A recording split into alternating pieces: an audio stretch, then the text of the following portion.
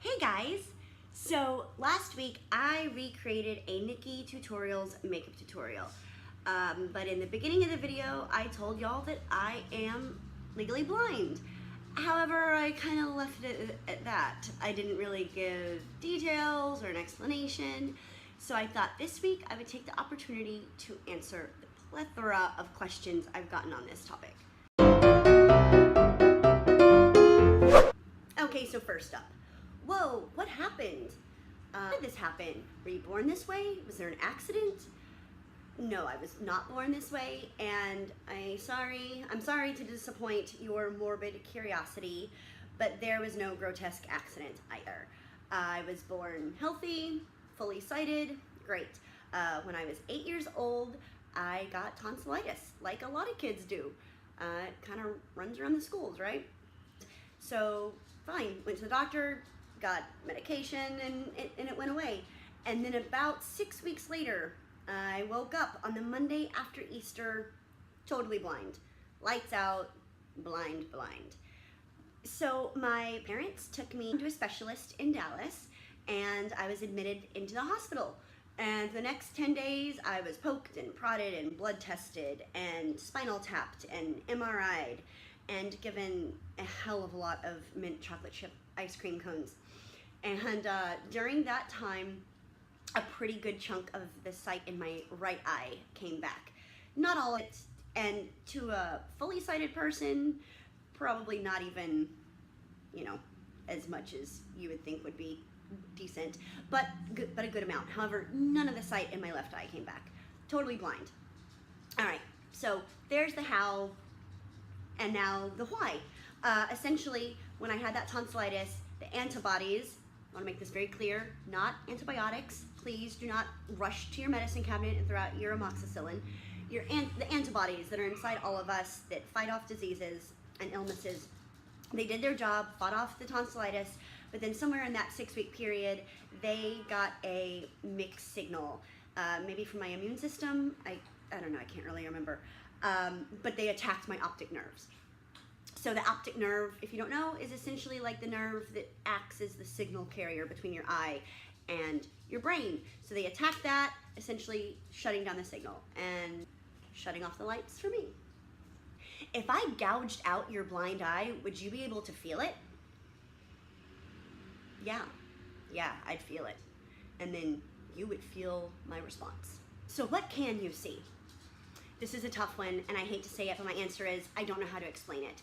The easiest way to explain it would compare what I see to what you see, but since I don't remember what it was like to be fully sighted, I can't make this comparison. So I don't know. And it surprises me sometimes. There are instances when I don't see something, and I'm like, wow, how did I not see that? And then there are times that I will see something, and I'm like, wow, I saw that. That's awesome. So it's really hard for me to tell you what I can and can't see. What I basically say is, hang around me long enough and you'll figure it out. So how do you read? Like, how do you look at things up close? Ta-da! This little magnifier. Despite being taken to like every low vision center that my parents could find as a kid and being exposed to the most technologically advanced gadgets out there, I have always just stuck with this. It's a little stand magnifier. You basically just put it flat on whatever you want to read, and you just go down, and it magnifies. That's how I see up close. You're a writer. How do you do your job? Well, I mean, I'm not a cab driver. Right, but I mean, how do you write? Okay, so I can type just fine, and then when it comes time to edit, I have a pretty large monitor, computer monitor, and again, ta-da! Can you drive? No. I grew up in Texas, so my dad, when I was a teenager, would sometimes take me out on pretty empty dirt roads and let me drive, and from the look on his face, it must have been a pretty harrowing experience. So no, I do not drive. God, I wish I could drive.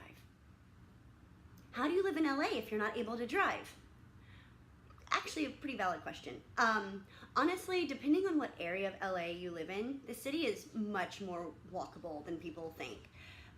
Once you kind of decide, like, okay, I can do this without a car, you can get pretty much anywhere that you need with your feet, because LA is kind of sectioned off as little, self-sustaining communities. When I do need to go farther than my little feet can take me, there's Uber, there's Lyft, there are friends. I have never felt restricted by living in Los Angeles without a car, so hooray. Aren't you scared walking around LA not being able to see very well? I would be scared walking around LA even if I could see perfectly. But no, I'm not scared. I've never had fear when it comes to my vision. I don't know why. Maybe I think it's probably a lot because it happened when I was so young, and kids are very, very resilient, and it just became my normal at a very young age. Blah blah blah. But no, I'm not scared. I mean, no more than a normal person. I mean, have you seen those drivers out there? God. Why do you have mascara on your cheek? What can you see in your blind eye? It's blind. Right, but I mean, what can you see in it? No, I mean, it's blind. I can't see anything. Okay. So close your good eye. Oh, okay. How many fingers am I holding up? No, I mean, I can't see anything in it, through it, whatever that preposition is. Oh, so it's blind. Yeah, it's blind. That's a good way to put it. Excuse me, miss, why are you in the men's restroom? Were you so terrified when you woke up that morning blind? And I'm being honest, I wasn't. I think, here's why. Not because I'm just so brave and stoic. No, it's because I was 8, and at that age, you really take your cues from your parents. And while I know they were totally freaking out inside and probably between each other, they kept a really calm exterior around me. And so I was like, okay, well, mom and dad seem cool, so I guess I don't know, it's okay.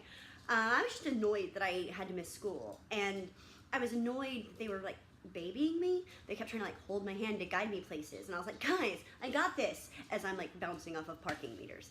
But no, I was very lucky to have such composed parents, because I didn't have to be fearful. Can you read Braille? This is a pretty valid question, actually, but no, I can't. I think because my sight started to come back, I mean, slowly, but still fairly quickly during my time in the hospital, it wasn't seen as necessary. Can you tell what I look like? I think so. I mean, it might not be what you see when you look in the mirror, but I think so. Have you ever considered wearing contacts or glasses? No, I went blind when I was 8, and my parents just went, well, I guess this is your life now. Here's a cool little magnifying glass you can burn bugs with, and hey, maybe it'll help you see as well. But I don't say that, because that would be rude. What I say is, corrective lenses don't help me, because my vision problems are caused by nerve damage. It can't be corrected. My eyes themselves are actually totally fine. So, no, it's not that we haven't considered corrective lenses, it's just they're not gonna help me. But you don't look blind. I don't know what that means, because I don't have a white cane and a dog. I mean, I'm not fully blind, but I'm not real sure what looking blind means. But you seem so normal. Okay, first, like, define normal to me, especially in this day and age.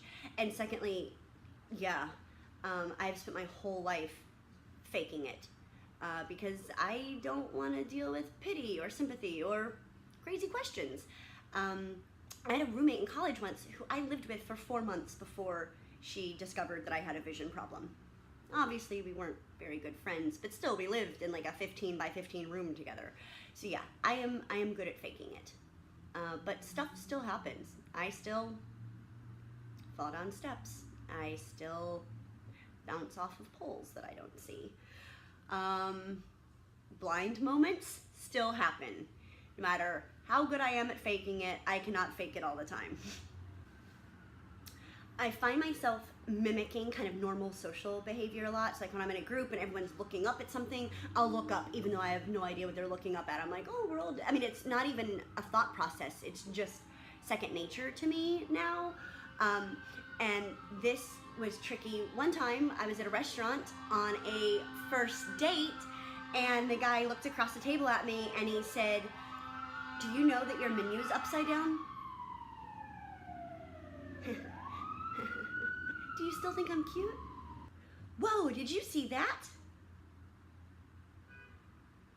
Hey lady, I'm not an Uber. Get out of my car. I know exactly how you feel. I'm blind as a bat without my glasses. Operative phrase in that sentence, without my glasses. Have you considered LASIK?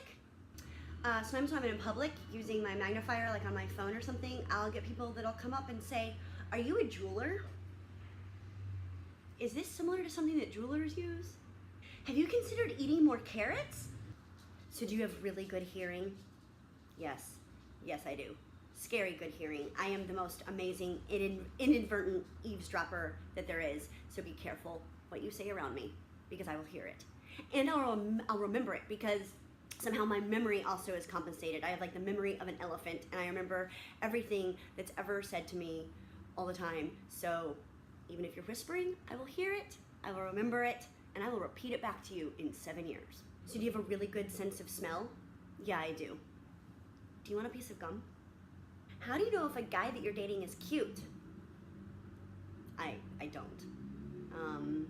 I hope I like his personality, and then I take him around my friends and ask them if he's cute. Yeah, I'm not even kidding. How do you do your makeup? By feel. And let me tell you, it is hit and miss. There are times I look in the mirror and I'm like, damn girl, good job. And there are other days I look in the mirror and I'm like, you cannot go out in public like that. But for the most part, I do okay. But yeah, I do it by feel, and I just have a lot of like little cotton swabby things around to, you know, clean up. But I get the job done.